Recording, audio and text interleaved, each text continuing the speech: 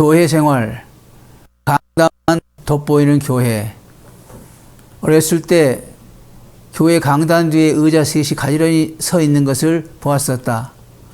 그런데 이 세 의자 중에 가운데에 있는 의자가 양쪽에 있는 두 개의 의자보다 상당히 높고 커 보였다.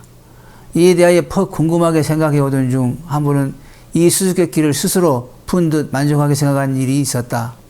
그것은 곧 세 의자는 삼위 하나님을 상징하고 가운데 큰 의자는 하나님 아버지를 상징하고 있을 것이란 것이었다. 물론 이것은 허황된 독자적인 해석으로 스스로를 위로한 것뿐이다. 그런데 오늘에 와서는 그 양상이 크게 변했다. 의자가 3개만 있는 것이 아니고 어떤 교회는 7개 혹은 10개도 놓여 있다. 왜 이렇게 많은 의자들을 두는가?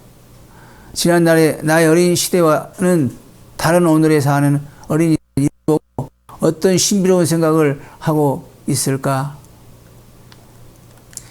예수님의 제자들은 12이었는데 왜 7 혹은 10만 둘까라고 생각하지 않는지 궁금스럽기도 하다. 왜 강단에 이렇게 많은 의자가 필요한가? 강단에 의자를 많이 두는 것을 무엇 때문에 시비하느냐, 보기에 좋으면 되지 않느냐라고 말할지 모릅니다. 그러나 우리는 강단을 꾸미고 장식하는 것 하나하나도 개혁주의 교회관을 고려해야 할 것으로 생각합니다. 개혁주의 교회들은 하나님의 말씀의 효과적인 증거와 이 증거의 말씀을 효과적으로 들을 수 있는 조건을 가장 크게 고려하여 교회당을 설계하고 강단을 꾸몄다. 예배에는 기도, 신앙 고백, 찬송, 헌금 등 여러 순서가 있습니다. 그러나 하나님의 백성의 회집에는 하나님 말씀의 선포가 핵심입니다. 그러니 하나님의 말씀의 선포만이 가장 돋보여야 하고 성도들의 관심은 여기에만 집중되어야 합니다.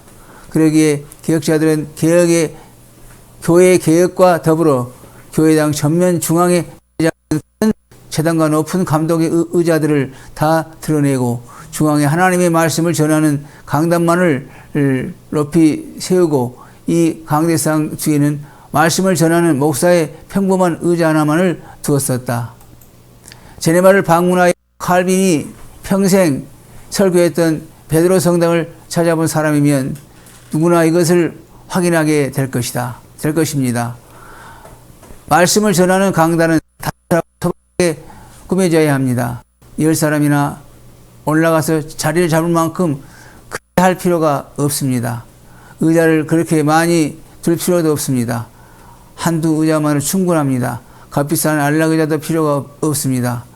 1시간 남짓 걸리는 예배 시간에 강단의 목사가 거기에 앉아 있는 시간은 겨우 15분을 넘어서지 않습니다. 오늘날 대부분의 교회 강단과 강대상 화려하게 장식되어 있습니다. 화려한 화분은 혹은 아름다운 꽃으로 장식하는 데는 교회에 따라서는 매주일 수만 원, 수십만 원이 소요된다고 합니다. 이런 화려한 강단들은 로마 카톨릭 교나 루터교의 강단이지 개혁주의 교회의 강단은 분명히 아닙니다. 이런 크고 복잡하고 화려한 강단은 효과적인 말씀의 증거와 성도들의 주의력에 집중에 도움이 되지 않습니다.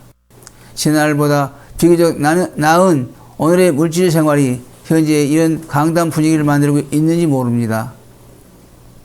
그러나 성도들과 교회의 풍요로운 물질 생활이 직접 간접으로 참된 교회 생활에 변질을 가져오게 해서는 안 됩니다.